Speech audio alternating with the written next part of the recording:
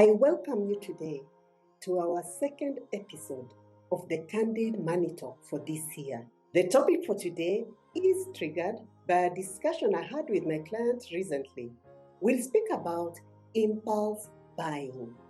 What is an impulse buy? The term impulse buying refers to the act of purchasing an item without giving much thought to it beforehand. It follows an impulse to buy and is typically made on the spot without much consideration.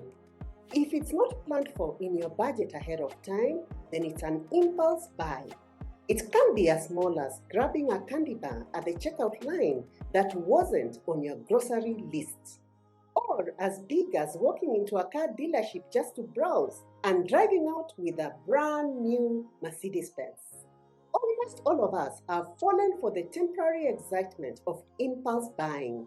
If there is any man listening to this, I can see you nodding your head along, thinking, my wife does this all the time. But hold your horses right there. Most women impulse buy on clothes, shoes, food, groceries, household items, while most men do it over a drink. Someone walks in whom you haven't seen for quite a while, and you buy them a drink or two. That was unplanned for. Or some men can even make unplanned purchases on big items like buying a piece of land, buying a car. All these are impulse purchases. So men do it too. They just do it on different things. So it's clear this is not a woman thing. It's a human thing. Do you ever wonder how impulse buying gets you? There are four main reasons I see why people buy on impulse. Number one are emotions. Emotions play a big role on what we buy. Our personal finances are just that. They are personal. So more often, when something is going on with us personally, it's likely to show up in our money habits too. When you've just had a rough day at work, does a little retail therapy sound like a cure, right? Maybe it's nothing extreme. A pair of earrings, some chocolate, and you tell yourself it's not a big deal. You want to grab something small to make yourself feel better. And sneaky marketers know this. They play on your emotions with their adverts, hoping it will hit a nerve that will make you buy and buy some more. One of the key money management rules is do not buy when your emotions are on a roller coaster. Another reason why impulse buying gets you is it's a good deal.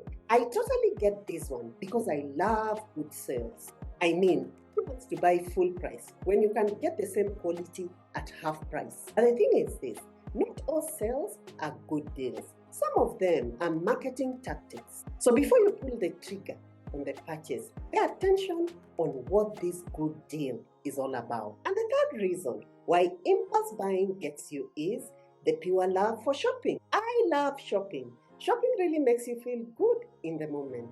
When we shop, the body releases dopamine, the brain's happiness drug. What's dangerous is when that impulse buying adds up and your love for shopping turns into a shopping addiction.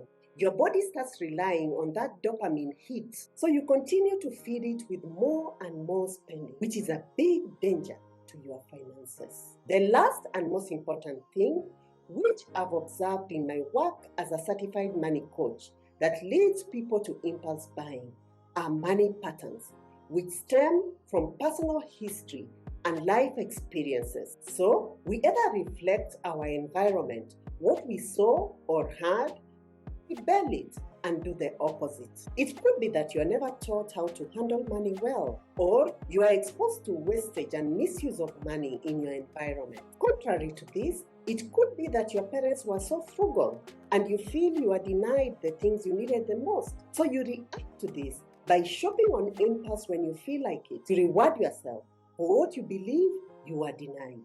I encourage you to reflect on what was happening in the environment you grew up in as regards money. What was said, what was done, how was it done? This will help you understand the foundation of your impulsive behavior. If you're married, this can help you get the root of the money arguments you may be having with your spouse. Their experience with money was probably totally different from yours, which means the two of you are coming from very different perspectives. If you're keen to find clarity, to identify the unsupportive money patterns that are probably keeping you stuck, I encourage you to book for a discovery call on the link embedded on this video. A discovery call is a one-on-one online coaching session, an initial diagnostic process that is designed to help you uncover your money patterns. You'll get to understand how these money patterns affect your finances, your work, your relationships, and how they contribute to the results you're currently experiencing. The beauty is, you will walk away with a clear roadmap that will guide you towards your money goals. Back to impulse buying. Is impulse buying always a bad thing? My immediate answer is no. Some unplanned purchases can actually be good for your overall financial position. So it's possible that an impulse purchase can actually turn out to be a good story. For example, you walk into a mall and there's a sale for something you had planned to buy a long time ago but you couldn't afford it, and now you find it at half the price. That is a good thing for your overall financial position. Or you walk into a grocery or a market and you find food items, which is a basic life necessity, at half the price. That is a good story. Or you may find a good deal from expatriates who are relocating and they are getting rid of their household items at a throwaway. That is a good story if upgrading your furniture was one of your plans for this year. But then, how do you make impulse purchases help rather than hurt your finances? First and foremost, you don't want to spend more than you can afford. Even if you get a good bargain, you need to afford it. Secondly, make sure your impulse buy is for a real need and something you highly value, not just for a want or a wish list. To do this, it can be helpful to note down the things that you need. Do an audit of your house. Do an audit of your wardrobe. Do an audit of your kitchen. Just try and see what are the things I'd need to replace or improve on. In one of your usual errands, you may just spot one of them on sale and you can buy it right away at that discounted rate. So what are some of the control measures you can put in place to mitigate your impulse buying? Number one, you need to put in place a budget. You need a listing of the things that you need and how much they are likely to cost. This same list, try and break it down between what you need immediately, the short term, the medium term, and the long term. Work with that list. If it's not in the list, then forget about it. Don't spend on it. Yes, it's as simple as that and as hard as that. Secondly, give yourself permission to spend. Yep, I just told you to stick to a budget, and you always should. But it's always important to throw a little fun money in there too. Give yourself and your spouse, if you're married, a line item in the budget where you can fund spend. Depending on your situation, this can be $10, $100, $1,000, whatever number it is. What is reasonable and within what you can afford? The third one is delayed gratification.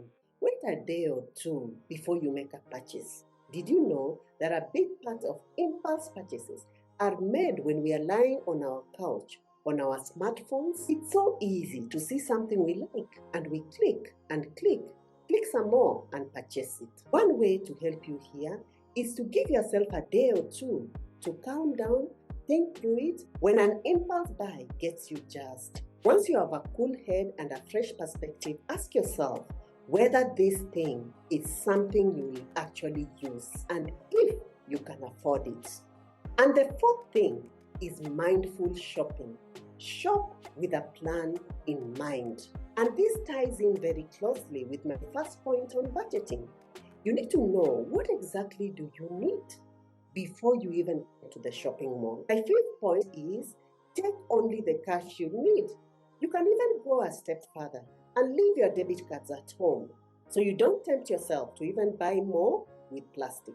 And my next point, get rid of your credit cards. If you're already struggling with an impulse buying problem, credit cards are a real trigger to constantly impulse buy.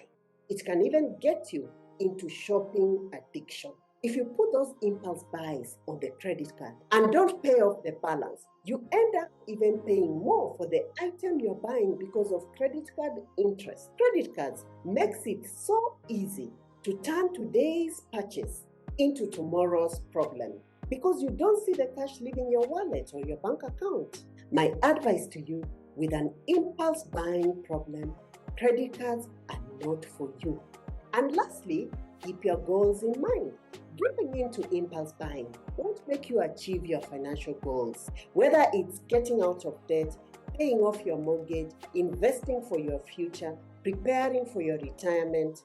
Buying on impulse and overspending will eat up all the extra cash you had put aside for these awesome goals. So don't shoot yourself on the foot. Help yourself by remembering the important goals you're working towards. As I finish, remember, control starts with clarity. Spending money can be super fun, especially if you're a spender like I am. But the truth is that excitement never lasts, and it can be the beginning of real money pains.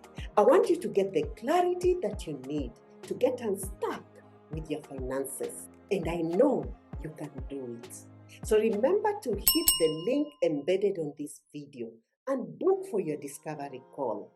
This will help you find the clarity you need to get your financial goals with ease and peace of mind. Thank you so much for joining us on the Candid Money Talk YouTube channel. Your support and engagement means the world to us. We believe in empowering people so that they can elevate their financial well-being. If you found this video insightful and valuable, I encourage you to share it with your friends and family and your colleagues. Spread the word and let's reach more people who can benefit from these invaluable contents. And remember to hit the subscribe button so that you don't get to miss out on any of our useful content. Until next time, stay financially empowered.